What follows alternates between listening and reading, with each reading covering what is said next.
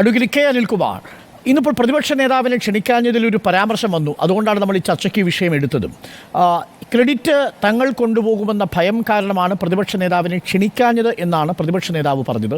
എന്നാൽ രാവിലെ ഞാൻ മിനിസ്റ്ററുമായി സംസാരിച്ചപ്പോൾ മിനിസ്റ്റർ പറഞ്ഞത് ട്രയൽ റൺ അല്ലേ, അതുകൊണ്ട് പ്രതിപക്ഷ നേതാവിനെയല്ല MP-യും MLA-യും ക്ഷണിച്ചിട്ടുണ്ട്. ഇനി കമ്മീഷൻ ചെയ്യാൻ പോകുന്ന ഘട്ടത്തിൽ പ്രതിപക്ഷ നേതാവിനെ ക്ഷണിക്കാം. ജ്യോതികുമാർ ചാമക്കാല ചൂണ്ടിക്കാണിച്ചത് 7000-ഓളം പേർ പങ്കെടുക്കുന്ന, കേന്ദ്രമന്ത്രി പങ്കെടുക്കുന്ന, 6 മന്ത്രിമാർ പങ്കെടുക്കുന്ന ഒരു ചടങ്ങിൽ കേരളത്തിൻ്റെ പ്രതിപക്ഷ നേതാവിനെ ക്ഷണിക്കാതെ പോയതൊരു ഔചിത്യക്കുറവല്ലേ?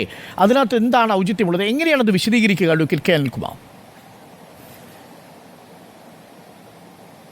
അല്ല, ഒരു 6 മാസം മുമ്പ് ഇതിൻ്റെ ക്രെയിനുകൾ വന്നപ്പോൾ അതിനെ സ്വീകരിക്കുന്നതിന് വേണ്ടി ഒരു ചടങ്ങ് വയ്ക്കുകയുണ്ടായി. ആ ചടങ്ങ് ധൂർത്താണെന്നും അതിൽ പങ്കെടുത്തതിൽ ഞാൻ പശ്ചാത്തപിക്കുന്നതും ആ ചടങ്ങിന് ശേഷം കേരളത്തോട് പറഞ്ഞ ഒരാളാണ് ഇന്നത്തെ പ്രതിപക്ഷ നേതാവ്. അല്ലെങ്കിൽ അന്നത്തെ ബൈറ്റ് റിപ്പോർട്ടറിൻ്റെ കയ്യിലുണ്ടെന്നാണ് ഞാൻ വിചാരിക്കുന്നത്. അപ്പോൾ ക്രെയിനുകൾ വന്നപ്പോൾ സ്വീകരിക്കാൻ പോയപ്പോൾ ഒരു പന്തലിട്ട് ഒരു ചടങ്ങ് നടത്തി. അത് നിങ്ങൾ സാമൂഹ്യ സുരക്ഷാ പെൻഷൻ കൊടുക്കാതെ ദൂർത്ത് നടത്തിയതിൻ്റെ പട്ടികയിലേക്ക് പെടുത്തിയൊരു പ്രതിപക്ഷ നേതാവ്, അവിടെ പങ്കെടുക്കാനിടയായതിൽ പരിതപിച്ചൊരു പ്രതിപക്ഷ നേതാവ്. ഇവിടെ നമ്മുടെ ലോക ഭൂപടത്തിലേക്ക് മുമ്പ് തന്നെ അടയാളപ്പെടുത്തിയ ഇന്ത്യ രാജ്യത്തെ, കേരളം എന്ന് പറയുന്ന ഈ miracle state of India, miracle state of India എന്ന് പറയുന്നത് എൻ്റെ ഒരു കോൺട്രിബ്യൂഷനല്ല.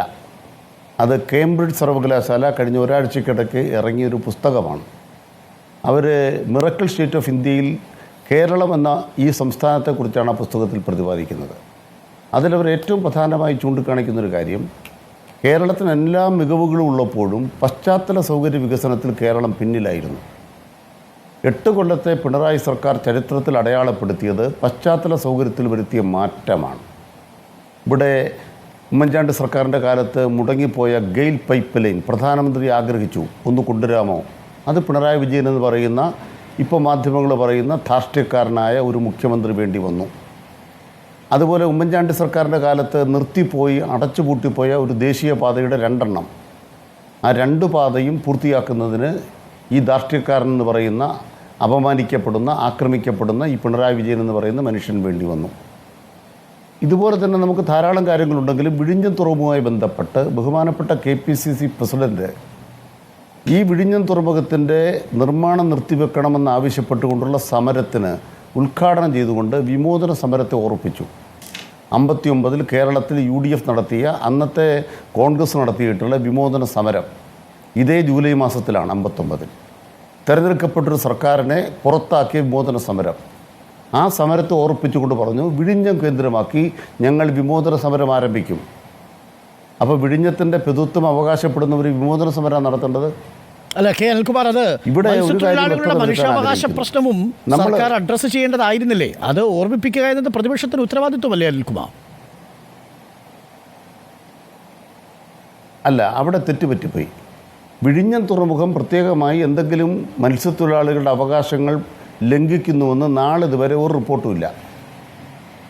അങ്ങനെ വിഴിഞ്ഞം തുറമുഖം അങ്ങനെ ലംഘിക്കുന്നു റിപ്പോർട്ടില്ലാതിരിക്കുകയും അതിൻ്റെ പാരിസ്ഥിതിക അനുമതികൾ ജയറാം രമേശ് ഇരിക്കുന്ന കാലത്ത്, ഉമ്മൻചാണ്ടി സർക്കാരിൻ്റെ കാലത്ത് കൊടുക്കുകയും ചെയ്തവർ, ഇത് മത്സ്യത്തൊഴിലാളിക്ക് ഒരു ബുദ്ധിമുട്ടുണ്ടാകില്ല എന്ന് റിപ്പോർട്ട് അംഗീകരിച്ച ഒരു ഗവൺമെൻറ്, അതാണ് മൻമോഹൻ സിംഗിൻ്റെ ഗവൺമെൻറ്.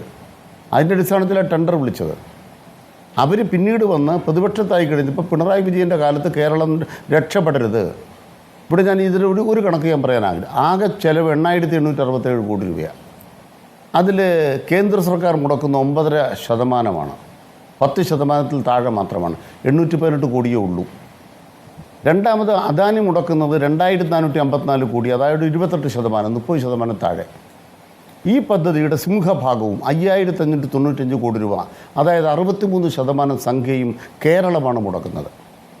ഇത് കേരളത്തിന് മാത്രമുള്ള തുറമുഖമല്ല, ഇന്ത്യക്ക് മാത്രമുള്ളൊരു തുറമുഖമല്ല, ലോക ശ്രദ്ധ പിടിക്കുന്ന രാജ്യാന്തര തുറമുഖമാണ്.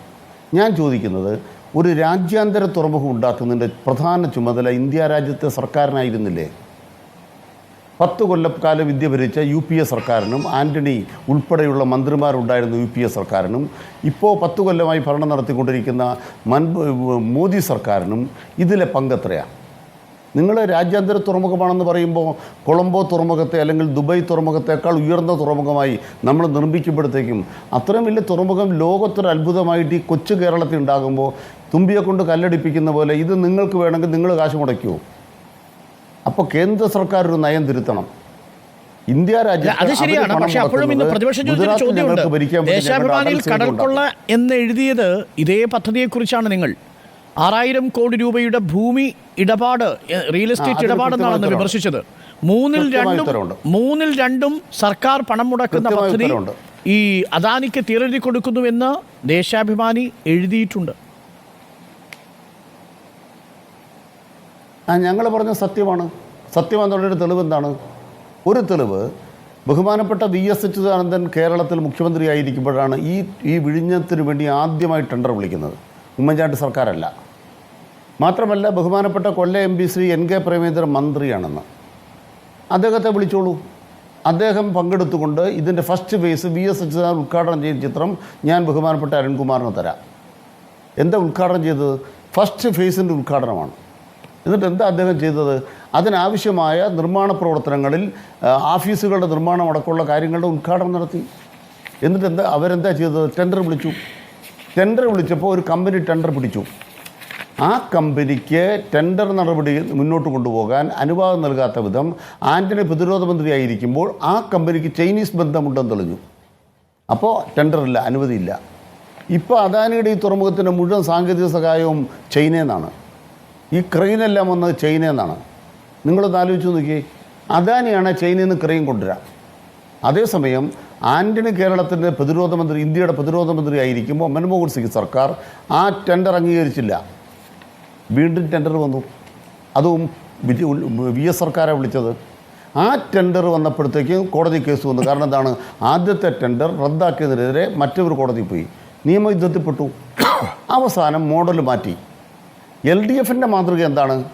LDFൻ്റെ മാതൃക കേരള സർക്കാർ, പ്രത്യേകിച്ച് സ്റ്റേറ്റ് ബാങ്ക് ഓഫ് ഇന്ത്യയെ കൺസോർഷ്യമാക്കി മാറ്റിക്കൊണ്ട് സർക്കാർ പണം മുടക്കി കരാറുകാരനെ ഏൽപ്പിക്കുന്ന മോഡൽ ഞങ്ങൾ നിർമ്മിച്ചു.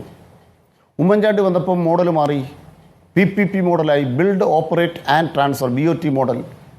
അപ്പോൾ പബ്ലിക് പ്രൈവറ്റ് പാർട്ടിസിപ്പേഷനായി. അതിൻ്റെ ഭാഗമായിട്ട് സംഭവിച്ചു, ഈ തുറമുഖം അദാനിക്ക് കൊടുത്തു. അദാനി ചെയ്തിട്ട് എന്താ ചെയ്യുക?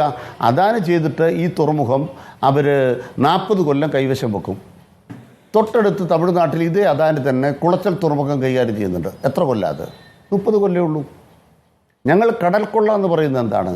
ഈ തുറമുഖത്തു നിന്നും ഇതിനു മുമ്പ് തന്നെ കേരളത്തിൽ ലഭിക്കേണ്ട വരുമാനം അദാനിക്ക് കൊടുത്ത് നഷ്ടപ്പെടുത്തിയെന്ന CPMൻ്റെ അന്നത്തെ സംസ്ഥാന സെക്രട്ടറി പിണറായി വിജയൻ്റെ ആരോപണം ശരിവെക്കുന്നതാണ് C&AG റിപ്പോർട്ട്.